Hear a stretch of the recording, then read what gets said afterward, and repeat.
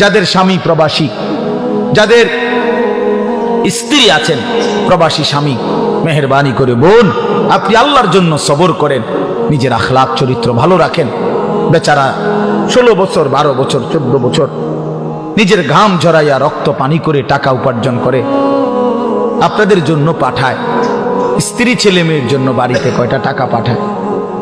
বিশ্বাস করেন এই বছরও আমি তো প্রতি বছর হজ উমরায় গেলে এই মক্কায় মদিনায় প্রবাসীদের রুমে রুমে যাই।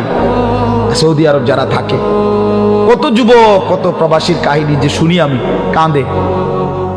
এইবারও বলছে এক ছেলে, হুজুর আমি 8 বছরে কোনোদিন এই সৌদি আরব একটা ডাক্তার দেখাই না,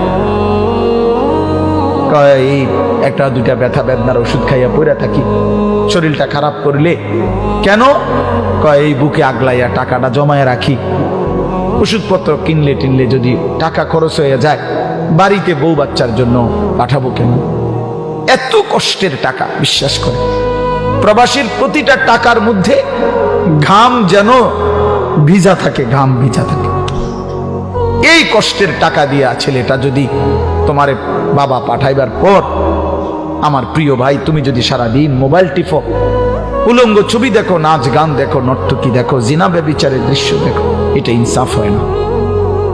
এত বড় স্বার্থপর, এত বড় বেইনসাফ জালেম তুমি হইও না, একদিন তুমিও কষ্ট পাইবা। নয়তো এত কষ্টের টাকার পরে যদি স্ত্রী বেপর্দা বেহায়াই হয় তো এই বেচারার জীবনের প্রাপ্তিটা কি? এই জন্য আমি অনুরোধ করছি বোনদের কাছে, আপনারা আপনাদের স্বামীর পবিত্র আমানত নিজেরা ইজ্জত আব্রু হেফাজত করবেন।